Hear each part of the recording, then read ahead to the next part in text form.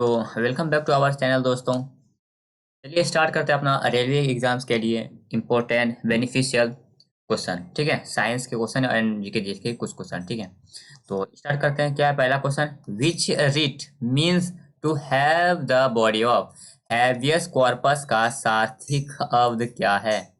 देखो इसको हटा देते हैं। Have the body of, have the body of का फुल ये जो होता है, कौन सा रीड बोलता है कि to have the body of मैग्नमस या हैवियस कॉर्पस, टर्शियरी या कोवालेंटो? तो हैवियस कॉर्पस।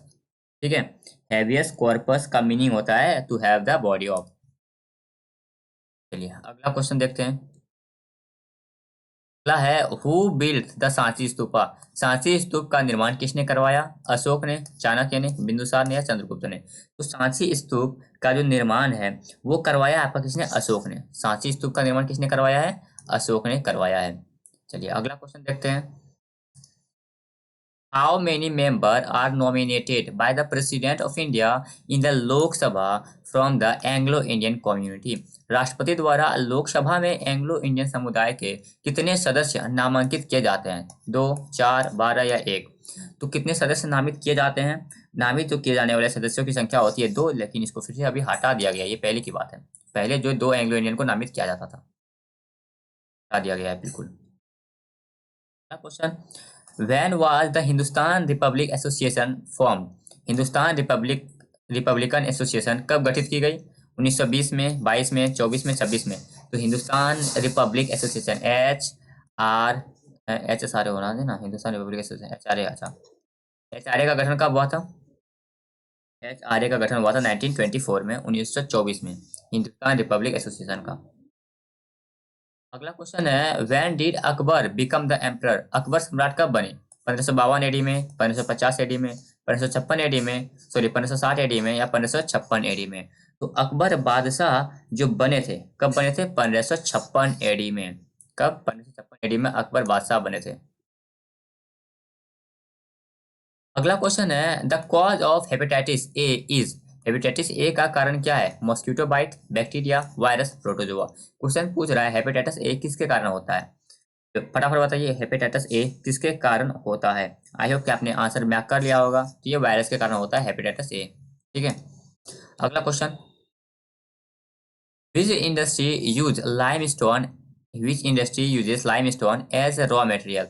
कौन सा उद्योग चूना पत्थर को कच्चे माल के रूप में उपयोग करता है? प्लास्टिक, ऑटोमोबाइल, यूटेंसिल या सीमेंट? तो इसका आंसर क्या होगा?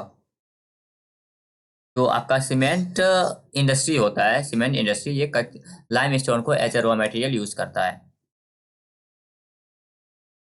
अगला क्वेश्चन है who among the following is the youngest Nobel laureate?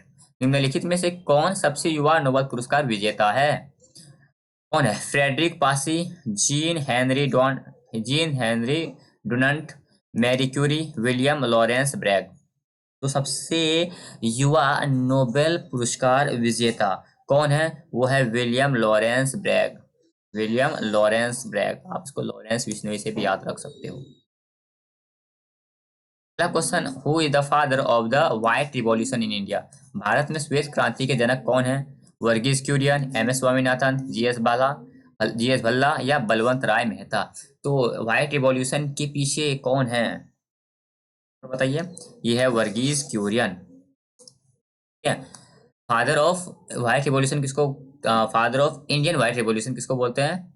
Verghese Kurien को।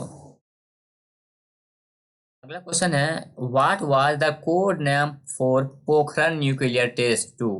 पोखरण परमाणु परीक्षण 2 का कोड नेम क्या था? Laughing Buddha, smiling Buddha, operation research या ऑपरेशन शक्ति? क्या नाम था? ऑपरेशन शक्ति।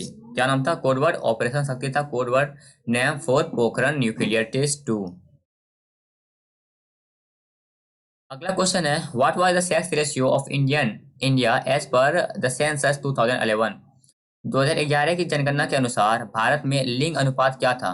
940 फीमेल्स पर 1000 मेल्स, 950 फीमेल्स पर 100,000 मेल्स, 960 फीमेल्स पर 1000 मेल्स या नन ऑफ द अबव? चलिए इसका आंसर क्या हो जाएगा?